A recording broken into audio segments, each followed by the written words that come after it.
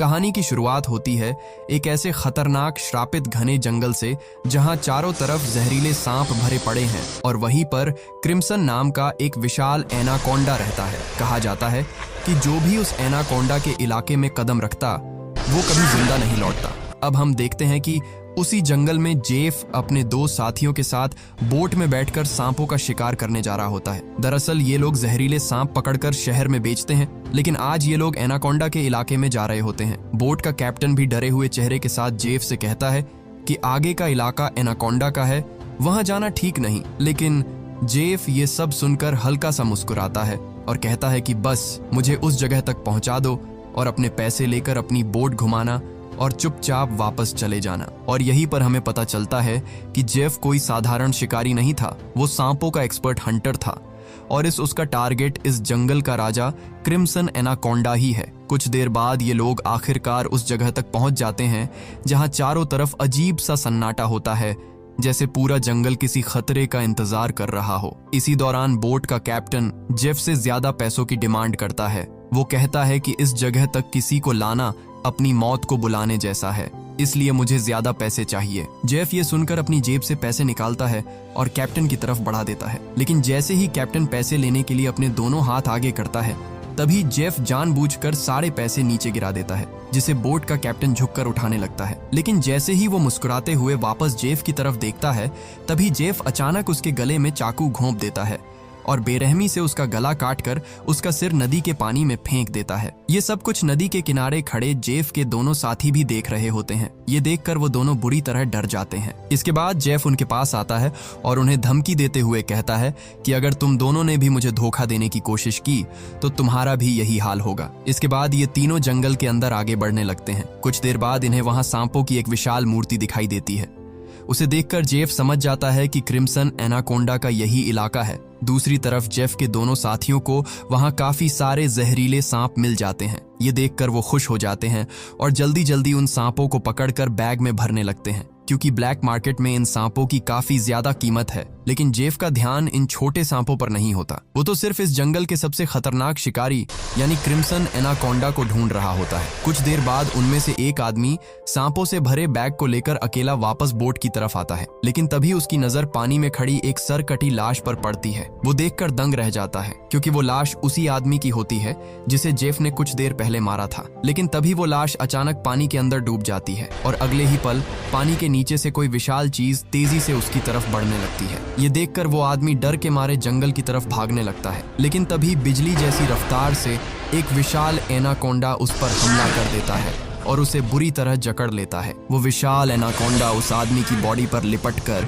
उसकी हड्डियां तोड़ देता है और फिर अपना बड़ा सा मुंह खोलकर उसे जिंदा खाने लगता है। दूसरी तरफ हम उसके दूसरे साथी को देखते हैं जो सांपों से भरा बैग लेकर जंगल के अंदर आगे बढ़ रहा होता है, लेकिन तभी वो अचानक एक जगह रुक जाता है, क्योंकि उसने कुछ ऐसा देख लिया था जिसे देखकर उसकी सांसें तक रुक जाती है। असल में उसने उसी विशाल एनाकोंडा की बॉडी को जंगल में रेंगते हुए देख लिया था। वो एनाकोंडा धीरे धीरे एक पेड़ पर चढ़ रहा होता है और उसके फूले हुए पेट को देखकर साफ समझ आ रहा था कि उसने किसी इंसान को जिंदा निगल लिया है। अब इससे पहले कि वो आदमी अपनी जान बचाकर वहां से भाग पाता, तभी वो एनाकोंडा उसके साथी की लाश को वापस उगल देता है। ये देखकर वो आदमी बुरी तरह डर जाता है, लेकिन अगले ही पल वो विशाल सांप उस पर हमला कर देता है और उसे बुरी तरह जकड़ लेता है। वो एनाकोंडा उसे जोर जोर से दबाने लगता है, उसकी हड्डियां टूटने की आवाजें आने लगती हैं और फिर पेड़ से लिपटकर वो उसे भी जिंदा खाने लगता है। ये सब कुछ थोड़ी दूरी से जेफ भी देख रहा होता है, लेकिन हैरानी की बात ये थी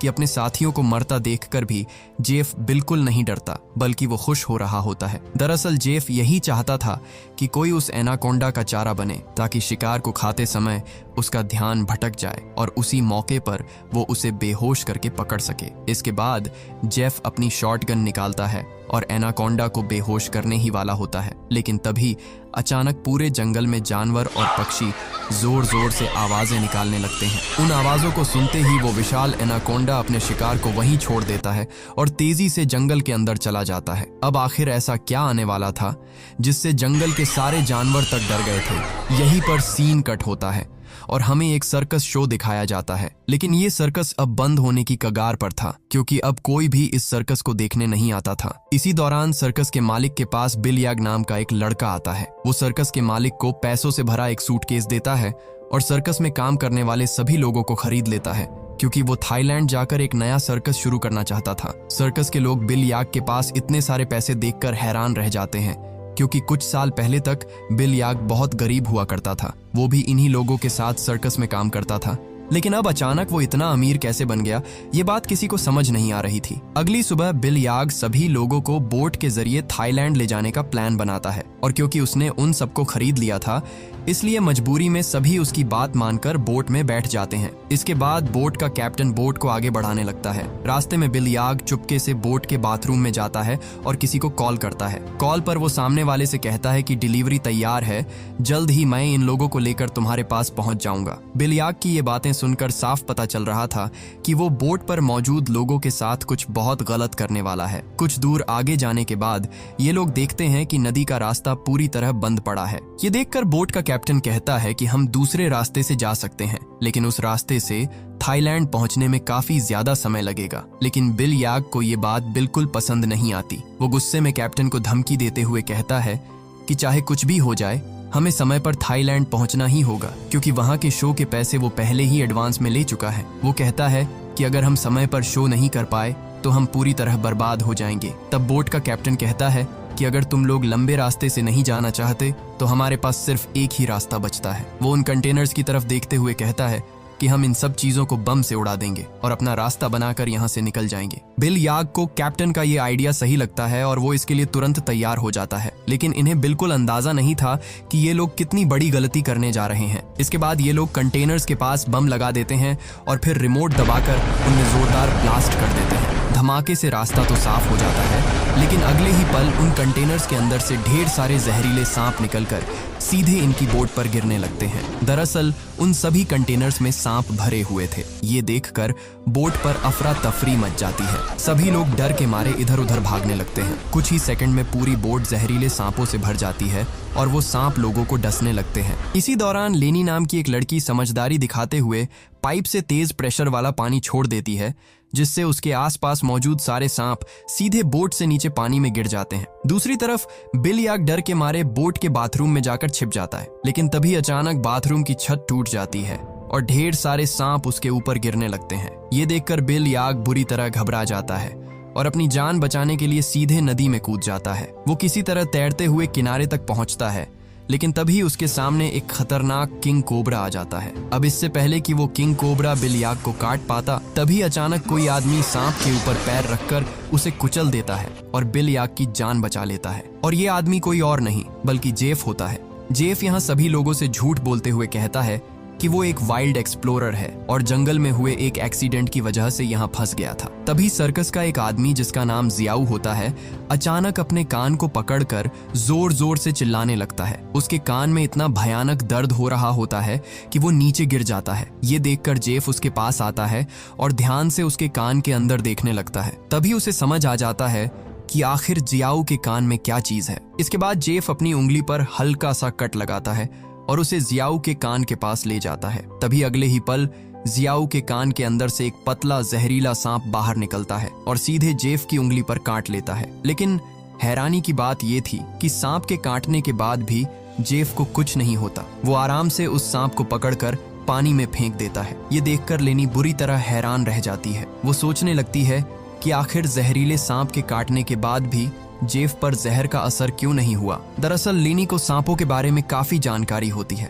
वो जानती थी कि किसी इंसान को सांप के जहर से इम्यून बनने के लिए उसके शरीर में काफी ज्यादा मात्रा में जहर जाना पड़ता है, तभी जाकर उस पर जहर असर करना बंद करता है। लेनी ये सारी बात बिल याग को भी बताती है और कहती है कि उसे जेफ बिल्कुल ठीक आदमी नहीं लग रहा, लेकिन बिल याग उसकी बातों पर ज्यादा ध्यान नहीं देता। वो कहता है कि हमें जेफ का शुक्रिया अदा करना चाहिए, क्योंकि उसने मेरी और हमारे एक साथी की जान बचाई है। दूसरी तरफ जेफ बोट के कैप्टन से मिलता है। वो उसे ढेर सारे पैसे देता है और एक नक्शा दिखाकर कहता है कि अगर तुम मुझे इस जगह तक पहुंचा दो तो वहां पहुंचकर मैं तुम्हें और भी ज्यादा पैसे दूंगा।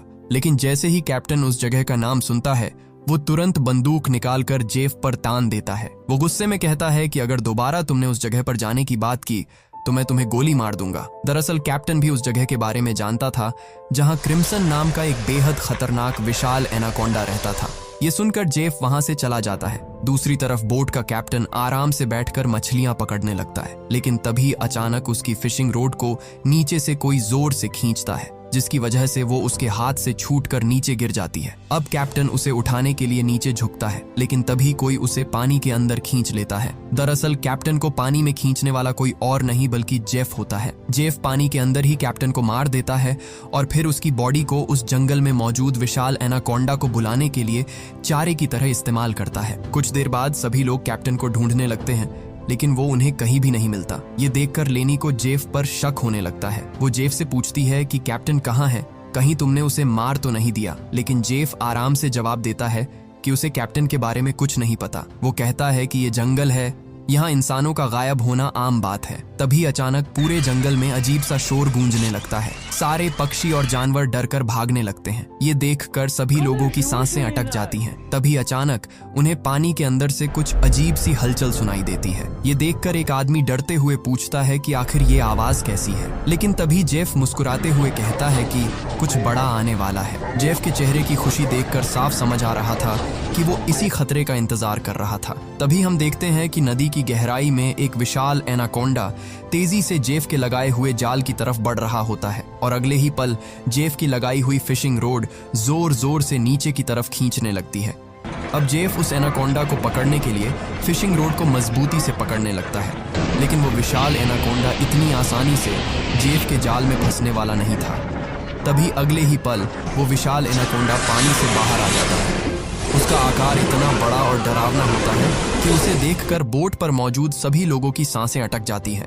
इसी दौरान एनाकोंडा जेफ के हाथ में पकड़ी रस्सी को जोर से खींचता है और जेफ सीधे पानी में जा गिरता है। इसके बाद वो विशाल सांप जेफ को पानी के अंदर इधर उधर पटकने लगता है, लेकिन जेफ इतनी आसानी से हार मानने वाला नहीं था। वो किसी तरह तैरते हुए पास में मौजूद एक छोटी बोट पर चढ़ जाता है और एनाकोंडा के जाल की रस्सी उसी बोट से बांध देता है। अब जेफ हाथ में एक नुकीला हथियार लेकर एनाकोंडा पर हमला करने लगता है, लेकिन उसके वार से उस विशाल सांप पर ज्यादा असर नहीं होता। अगले ही पल वो एनाकोंडा जेफ को पकड़ लेता है और बोट के चारों तरफ लिपट कर उसे नीचे पानी में डुबो देता है। दूर खड़े सभी लोग ये देखकर डर जाते हैं। उन्हें लगता है कि जेफ अब मारा गया, लेकिन तभी अगले ही पल जेफ पीछे से तैरता हुआ वापस बोट पर आ जाता है। ये देखकर सभी लोग हैरान रह जाते हैं। अब जेफ फिर से पानी में उस एनाकोंडा को ढूंढने लगता है, लेकिन उसे बिल्कुल अंदाजा नहीं होता कि वो विशाल सांप अब पानी में नहीं बल्कि उसके पीछे बोट की छत पर मौजूद है। तभी वो एनाकोंडा सबके सामने अपने मुंह से कैप्टन की लाश को उगल देता है। ये देखकर बोट पर मौजूद सभी लोग बुरी तरह डर जाते हैं और अपनी जान बचाने के लिए इधर उधर भागने लगते हैं। इसी दौरान वो एनाकोंडा कमरे में बंद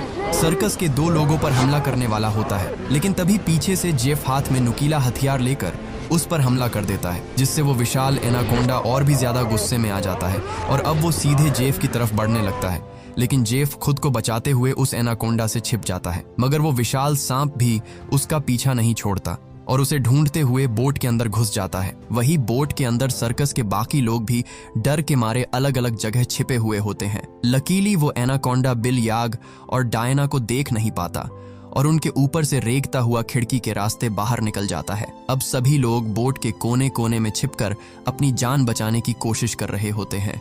इसी दौरान वो एनाकोंडा लोगों को ढूंढते हुए बाथरूम की तरफ पहुंचता है, जहां उसे एक बच्चा और जियाऊ दिखाई दे जाते हैं। उन्हें देखते ही वो तुरंत उन पर हमला कर देता है, लेकिन दोनों किसी तरह खुद को बचाकर वहां से भाग जाते हैं। तभी लेनी भी उनके पास पहुंच जाती है, लेकिन जैसे ही वो विशाल एनाकोंडा लेनी पर हमला करने वाला होता है, तभी जियाऊ समझदारी दिखाते हुए उसके सिर के सामने एक बड़ा मटका कर देता है और अगले ही पल एनाकोंडा का सिर उस मटके के अंदर फंस जाता है। अब वो विशाल सांप अपना सिर बाहर निकालने के लिए बुरी तरह तड़पने लगता है। इसी अफरा तफरी में वहां रखा केरोसिन और नायल का गैलन नीचे गिर जाता है। दूसरी तरफ एनाकोंडा पूरी तरह बेकाबू होकर यहाँ वहां खुद को मारने लगता है और आखिर में वो अपना सिर जोर से बोट पर पटकता है, जिससे मटका टूट जाता है और उसका सिर बाहर निकल आता है। लेकिन आजाद होते ही पीछे से जेफ उसके गले में रस्सी का फदा डाल देता है। अब इससे पहले कि जेफ उस एनाकोंडा को पकड़ पाता, तभी नीचे फैले केरोसिन ऑनयल में आग लग जाती है और देखते ही देखते आग पूरी बोट में फैलने लगती है। कुछ ही सेकंड बाद आग बोट में रखे बमों तक पहुंच जाती है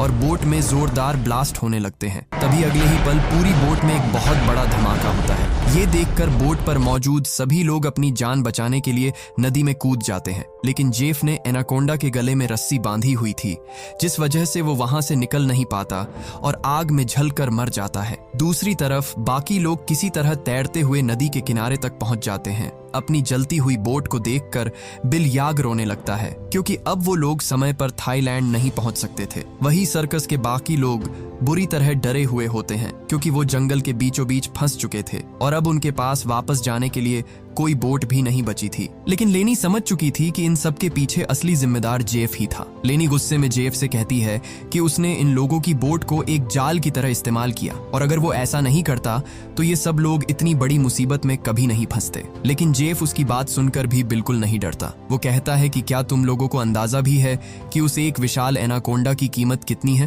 वो कहता है कि अगर तुम लोगों ने उसे पकड़ने में मेरा साथ दिया होता तो आज हम सब करोड़पति बन चुके होते। बस फिर क्या था। पैसों का नाम सुनते ही बिल याग की आंखें चमक उठती हैं। वो तुरंत थाईलैंड जाने का प्लान कैंसिल कर देता है और दौड़कर जेफ के पास आता है। बिल याग कहता है कि वो जेफ के साथ है और पूछता है कि आखिर उस एनाकोंडा को पकड़ने के लिए उन्हें क्या करना होगा। इसके बाद जेफ एक मैप निकालता है और सबको दिखाते हुए कहता है कि अगर तुम लोग मेरी मदद करोगे तो इस रास्ते से मैं तुम्हें एक दिन के अंदर थाईलैंड पहुंचा दूंगा। ये सुनकर बिल याग और बाकी लोग जेफ के साथ जाने के लिए तैयार हो जाते हैं, लेकिन लेनी को जेफ पर बिल्कुल भरोसा नहीं होता, इसलिए वो उसके साथ जाने से साफ मना कर देती है। तभी अचानक सर्कस टीम की एक लड़की की तबीयत बिगड़ने लगती है। जब बिल याग उसके कंधे को ध्यान से देखता है तब उन्हें पता चलता है कि उसे एक बेहद जहरीली मकड़ी ने काट लिया है, जिसके जहर से वो मर भी सकती थी। ये देखकर जेफ बाकी लोगों से कहता है कि उसके पास ऐसी दवाई है जो उस लड़की की जान बचा सकती है, लेकिन वो दवाई उसकी बोट में रखी हुई है और अगर वो लोग उस लड़की को बचाना चाहते हैं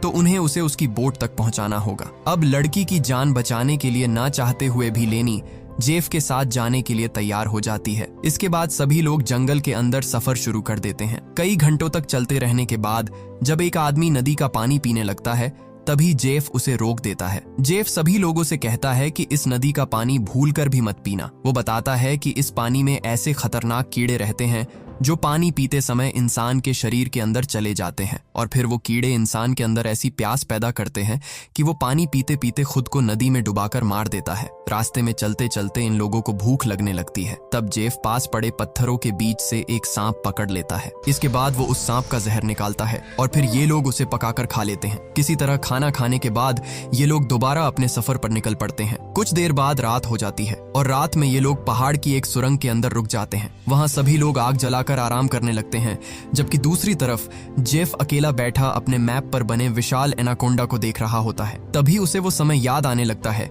जब पहली बार उस विशाल एनाकोंडा ने उस पर हमला किया था। उस समय वो एनाकोंडा जेफ को मारने ही वाला था, लेकिन तभी जेफ समझदारी दिखाते हुए पास रखे एक लकड़ी के बॉक्स के अंदर छिप जाता है और क्योंकि वो बॉक्स एक ढलान पर रखा होता है इसलिए जेफ उसे धक्का देकर नीचे नदी की तरफ लुढ़का देता है। लेकिन नीचे पहुंचने के बाद जेफ उस बॉक्स से बाहर निकलने की कोशिश करता है, मगर बदकिस्मती से वो उसी बॉक्स में फंसकर रह जाता है और काफी समय तक जेफ उसी बॉक्स के अंदर बंद रहता है। इसके बाद बिल याग और उसके साथी वहां पहुंचते हैं। वो रास्ता साफ करने के लिए डायनामाइट से कंटेनर्स उड़ा देते हैं और उसी धमाके की वजह से जेफ उस बॉक्स से बाहर निकल आता है। सीन फिर से प्रेजेंट में आता है जहां जेफ अभी भी उस मैप को देख रहा होता है। तभी बिल याग उसके पास आता है और पूछता है कि क्या वो उसी विशाल एनाकोंडा को पकड़ना चाहता है। तब जेफ कहता है कि वो कोई साधारण एनाकोंडा नहीं है, बल्कि इस पूरे जंगल का राजा है। वो कहता है कि जंगल का हर जानवर उससे डरता है और उसने अपने जैसे कई विशाल एनाकोंडा तक को मार डाला है। जेफ कहता है कि अगर वो लोग उसे पकड़ने में कामयाब हो गए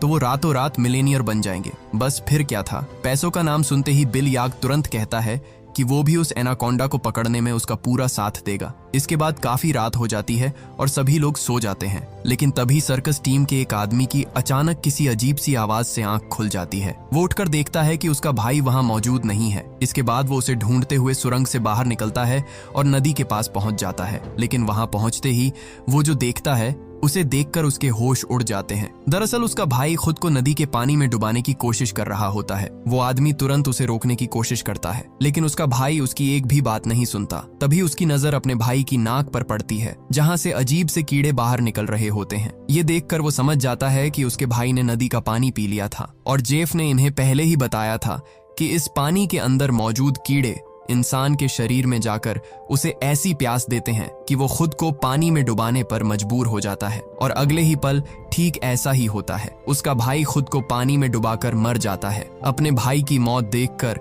वो आदमी बुरी तरह टूट जाता है और रोते हुए वापस सुरंग के अंदर चला जाता है। अगली सुबह सभी लोग फिर से अपने सफर पर निकल पड़ते हैं। कई घंटों तक चलने के बाद आखिरकार ये लोग एक नदी तक पहुंच जाते हैं, लेकिन अब अपनी मंजिल तक पहुंचने के लिए इन्हें उसी नदी के अंदर से पैदल होकर गुजरना पड़ता। शुरुआत में सभी लोग नदी में उतरने से डर रहे होते हैं, लेकिन कोई दूसरा रास्ता ना होने की वजह से मजबूरी में वो नदी के अंदर उतर जाते हैं। थोड़ा आगे जाने के बाद अचानक एक लड़का नीचे की तरफ इशारा करता है और तभी हम देखते हैं कि इन लोगों को विशाल एनाकोंडा ने चारों तरफ से घेर लिया था। इसी दौरान उनका वही साथी जिसका भाई पिछली रात मरा था, डर के मारे सबसे पीछे चल रहा होता है, लेकिन तभी पीछे से एक विशाल एनाकोंडा उस पर हमला कर देता है और उसे बुरी तरह जकड़ लेता है। ये देखकर लेनी उसे बचाने के लिए आगे बढ़ती है, लेकिन तब तक बहुत देर हो चुकी होती है क्योंकि उस एनाकोंडा ने उसकी हड्डियां तोड़ दी होती हैं और अगले ही पल वो उसे पानी के अंदर खींच ले जाता है। ये देखकर बाकी सभी लोग अपनी जान बचाने के लिए नदी में तेजी से आगे भागने लगते हैं। कुछ देर बाद आखिरकार ये सभी लोग जेफ की बोट तक पहुंच जाते हैं, जहां जेफ अपने वादे के मुताबिक उस लड़की को एंटीडोट दे देता है जिसे जहरीली मकड़ी ने काटा था। अब यहाँ से थाईलैंड की जमीन भी ज्यादा दूर नहीं थी, इसलिए सभी लोग वहां से निकलने की तैयारी करने लगते हैं, लेकिन तभी जेफ उन्हें रोक देता है। दरअसल जेफ इन सभी लोगों को यहाँ तक इसलिए लाया था ताकि वो इन्हें उस विशाल एनाकोंडा के लिए चारे की तरह इस्तेमाल कर सके। जेफ उन सभी लोगों से कहता है कि उसने अपना वादा पूरा कर दिया है और सबको सही सलामत यहाँ तक ले आया है, लेकिन अब उनकी बारी है और अब उन्हें भी उसका साथ देना होगा। तभी वो छोटा बच्चा जेफ से कहता है कि अगर उसकी मदद उस विशाल एनाकोंडा को पकड़ने से जुड़ी है तो वो लोग उसकी कोई मदद नहीं करेंगे। ये सुनते ही जेफ तुरंत अपनी बंदूक निकाल लेता है और दूसरी तरफ बिलयाग भी चाकू निकालकर उसका साथ देने लगता है। बिलयाग बाकी लोगों से कहता है कि जेफ जो भी कह रहा है उन्हें उसकी बात माननी होगी, लेकिन लेनी गुस्से में कहती है कि क्या वो लोग पागल हो गए हैं, उस विशाल एनाकोंडा को पकड़ना नामुमकिन है और वो लोग अपनी जान खुद खतरे में डाल रहे हैं। तब जेफ कहता है कि वो सही कह रही है, उस एनाकोंडा को पकड़ना आसान नहीं है लेकिन नामुमकिन भी नहीं। वो कहता है कि जब वो एनाकोंडा अपने शिकार को खा रहा होगा और उसका ध्यान भटका होगा तभी उसे पकड़ा जा सकता है। इसके बाद जेफ और बिल याग सर्कस टीम के 2 लोगों को रस्सी से बांध देते हैं ताकि उन्हें एनाकोंडा के लिए चारे की तरह इस्तेमाल किया जा सके। ये देखकर वो छोटा बच्चा बिल याग से पूछता है कि वो ऐसा क्यों कर रहा है, अगर सब लोग मर गए तो उसकी सर्कस में परफॉर्म कौन करेगा। लेकिन ये सुनकर बिल याग जोर जोर से हंसने लगता है। वो कहता है कि क्या इन लोगों ने कभी सोचा नहीं कि कुछ ही सालों में वो अचानक इतना अमीर कैसे बन गया। फिर वो अपनी असली सच्चाई बताता है। वो कहता है कि वो इन्हें थाईलैंड सर्कस दिखाने नहीं ले जा रहा था, बल्कि इनके बॉडी ऑर्गन्स बेचकर पैसा कमाने वाला था और यही उसका असली बिजनेस था। लेकिन अब उसने अपना प्लान बदल दिया है क्योंकि उसे पता चल चुका था कि इन लोगों के ऑर्गन्स से भी ज्यादा पैसा वो विशाल एनाकोंडा उसे दिला सकता है। दूसरी तरफ जेफ ने उन 2 लड़कियों को भी बांध रखा होता है और अब वो उनमें से एक लड़की के साथ बदतमीजी करने लगता है, लेकिन तभी वो लड़की चालाकी से ऐसा दिखाती है जैसे वो जेफ का साथ देना चाहती हो। जेफ उसकी चाल समझ नहीं पाता। वो लड़की धीरे धीरे उसके करीब आती है और उसके बालों में हाथ फेरने लगती है, लेकिन मौका मिलते ही वो जेफ की पॉकेट से बंदूक निकाल लेती है और सीधे उसी पर तान देती है। अब जैसे ही वो लड़की जेफ को गोली मारने की कोशिश करती है तभी बंदूक नहीं चलती क्योंकि उसे उसका लॉक खोलना नहीं आता था। ये देखकर जेफ गुस्से में उससे बंदूक छीन लेता है और उसी लड़की पर तान कर उसे मारने वाला होता है, लेकिन तभी लेनी खुद को आजाद कर लेती है और पीछे से आकर शीशे के नुकीले टुकड़े से जेफ के पेट पर हमला कर देती है। अब जेफ गुस्से में लेनी को जोर से धक्का देकर पीछे गिरा देता है, लेकिन तभी दूसरी लड़की भी जेफ पर हमला कर देती है और पीछे से लेनी उसकी बंदूक छीनने की कोशिश करने लगती है। इसी हाथापाई के बीच अचानक गोली चल जाती है, लेकिन किसी को समझ नहीं आता कि गोली आखिर किसे लगी थी। दूसरी तरफ हम उन 2 आदमियों को देखते हैं जिन्हें बिल याग और जेफ ने एनाकोंडा के लिए चारे की तरह बांध रखा था। वो दोनों डर के मारे बुरी तरह कांप रहे होते हैं। कुछ देर बाद एक विशाल एनाकोंडा धीरे धीरे उन्हीं की तरफ बढ़ने लगता है। वही दूर खड़ा बिल याग मजे से ये सब देख रहा होता है। दरअसल वो इंतजार कर रहा था कि जैसे ही एनाकोंडा उन लोगों पर हमला करे वो रस्सी खींचकर उसे जाल में फंसा लेगा, लेकिन बिल याग को बिल्कुल अंदाजा नहीं था कि उसके ठीक ऊपर एक दूसरा विशाल एनाकोंडा उसकी तरफ बढ़ रहा है। अब इससे पहले कि बिल याग उसे देख पाता, वो विशाल सांप उस पर हमला कर देता है और उसे अपने साथ उठाकर ले जाता है और उसी दौरान बिल याग के हाथ से रस्सी छूट जाती है जिसकी वजह से जाल नीचे गिर जाता है और चारे की तरह बंधे दोनों आदमी उसके अंदर सुरक्षित हो जाते हैं। दूसरी तरफ जेफ उस लड़की को मारने की कोशिश कर रहा होता है, लेकिन तभी पीछे से लेनी एक बड़ी लकड़ी उठाकर जेफ के सिर पर मार देती है, जिससे वो बेहोश होकर नीचे गिर जाता है। इसके बाद दोनों लड़कियां भागते हुए अपने साथियों के पास पहुंचती है और उन्हें जाल से आजाद कर देती है। लेकिन बदकिस्मती से कुछ ही देर बाद जेफ को होश आ जाता है और वो गुस्से में उनकी तरफ बढ़ने लगता है। लेकिन तभी अचानक एक विशाल एनाकोंडा वहां आ जाता है और जेफ को पकड़कर अपने साथ ले जाता है। ये देखकर बाकी लोग तुरंत वहां से भागने की तैयारी करने लगते हैं, लेकिन तभी उन्हें पता चलता है कि सर्कस टीम की एक लड़की ठीक से चल भी नहीं पा रही थी। दरअसल थोड़ी देर पहले हाथापाई के दौरान जो गोली चली थी वो उसी लड़की को लगी थी। कुछ देर बाद वो लड़की उन्हीं लोगों के सामने दम तोड़ देती है। अब बचे हुए 3 लोग अपनी जान बचाने के लिए जल्दी से जेफ की बोट में बैठते हैं और नदी के रास्ते वहां से निकलने लगते हैं। लेकिन तभी अचानक पीछे से जियाऊ के कंधे पर कुछ आकर लगता है। जब वो उसे निकाल कर देखता है तब उसे पता चलता है कि वो एक बेहोशी का इंजेक्शन था और कुछ ही सेकंड बाद जियाऊ बेहोश होकर नीचे गिर जाता है। दरअसल जियाऊ पर हमला करने वाला कोई और नहीं बल्कि जेफ होता है, यानी वो उस एनाकोंडा के हमले से भी बच गया था और उसने उस सांप का सिर काटकर उसे मार डाला था। इसके बाद जेफ उन तीनों लोगों को पकड़ लेता है और उन्हें फिर से एनाकोंडा के चारे की तरह बांध देता है। वो उनके चारों तरफ तेज धार वाली लोहे की तार लगा देता है और वहां खून भी छिड़क देता है ताकि एनाकोंडा जल्दी वहां पहुंचे। इसके बाद जेफ जाल की रस्सी पकड़कर थोड़ी दूरी पर जाकर खड़ा हो जाता है। कुछ देर बाद कई विशाल एनाकोंडा खून की गंध सूंघते हुए धीरे धीरे उन तीनों की तरफ बढ़ने लगते हैं। ये देखकर उन तीनों की हालत खराब हो जाती है, क्योंकि अब उन्हें अपनी मौत बिल्कुल सामने दिखाई दे रही थी। अब वो सभी विशाल एनाकोंडा धीरे धीरे उन तीनों के काफी करीब पहुंच जाते हैं। लेकिन तभी अचानक एक बार फिर पूरे जंगल में जानवर और पक्षी जोर जोर से आवाजें निकालते हुए भागने लगते हैं और ये देखकर वहां मौजूद बाकी सभी एनाकोंडा भी डर कर एक एक करके पीछे हटने लगते हैं। लेकिन उनमें से एक एनाकोंडा अभी भी वहीं रुका रहता है और उन तीनों पर हमला करने के लिए आगे बढ़ने लगता है। तभी अगले ही पल वहां क्रिम्सन एनाकोंडा आ जाता है और आते ही वो उस दूसरे एनाकोंडा पर हमला कर देता है और एक ही झटके में उसे मार डालता है। अब पहली बार हम उस विशाल क्रिम्सन एनाकोंडा को ठीक से देख पाते हैं। उसका आकार बाकी सभी सांपों से कई गुना बड़ा और बेहद खतरनाक होता है। उसे देखकर उन तीनों की हालत खराब हो जाती है, लेकिन दूसरी तरफ दूर खड़ा जेफ उसे देखकर खुशी से मुस्कुराने लगता है। दरअसल वो इसी पल का इंतजार कर रहा था। अब वो विशाल क्रिम्सन एनाकोंडा उन तीनों के चारों तरफ लिपट जाता है और अपना बड़ा सा मुंह खोलकर उन्हें खाने ही वाला होता है। लेकिन तभी जेफ अचानक जाल की रस्सी छोड़ देता है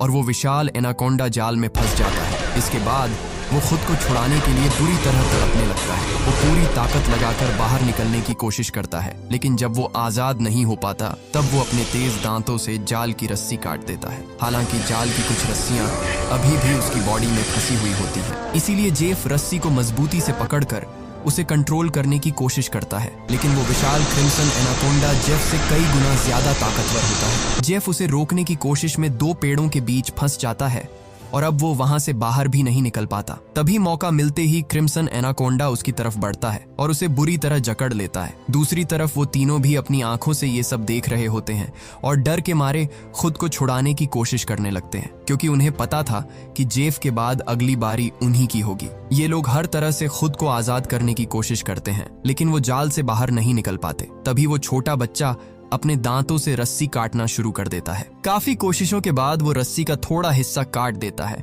लेकिन अभी भी कुछ रस्सी बाकी थी। अब वो अपनी पूरी ताकत लगाकर रस्सी काटने लगता है, यहाँ तक कि उसके दांतों से खून निकलने लगता है। दूसरी तरफ क्रिम्सन एनाकोंडा जेफ को जोर जोर से दबाने लगता है और उसकी हड्डियां तोड़ देता है। इसके बाद वो विशाल सांप जेफ को भी जिंदा निगल जाता है। इसी दौरान वो छोटा बच्चा आखिरकार रस्सी तोड़ने में कामयाब हो जाता है और बाकी दोनों को भी आजाद कर देता है। इसके बाद ये तीनों तेजी से नदी की तरफ भागने लगते हैं, लेकिन जेफ को खाने के बाद अब वो विशाल क्रिम्सन एनाकोंडा इनके पीछे पड़ चुका था। वो दोनों डर के मारे एक पेड़ के पीछे छिप जाते हैं, जबकि वो छोटा बच्चा पास पड़े एक लकड़ी के बॉक्स के अंदर जाकर छिप जाता है। लेकिन तभी वो विशाल क्रिम्सन एनाकोंडा उसे देख लेता है और धीरे धीरे उसकी तरफ बढ़ने लगता है। ये देखकर बच्चा पूरी ताकत लगाकर उस बॉक्स से बाहर निकलने की कोशिश करता है, लेकिन दूसरी तरफ का दरवाजा बंद होता है। अब वो जोर जोर से चिल्लाकर जियाऊ और लेनी को मदद के लिए बुलाने लगता है। दूसरी तरफ क्रिम्सन एनाकोंडा भी अब धीरे धीरे उसके काफी करीब पहुंच चुका था।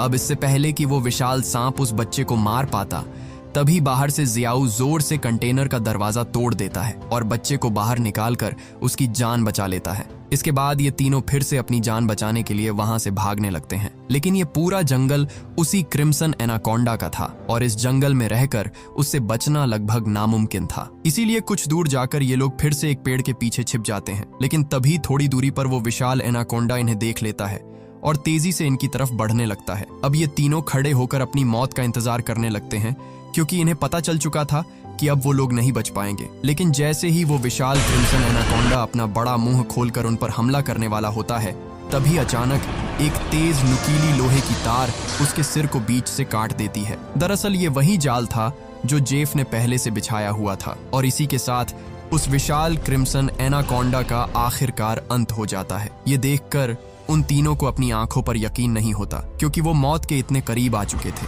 इसके बाद वो लोग कुछ देर तक उस विशाल एनाकोंडा की बॉडी को देखते रहते हैं और फिर जल्दी से उस जंगल को छोड़कर वहां से निकल जाते हैं और इसी के साथ इस कहानी का अंत हो जाता है।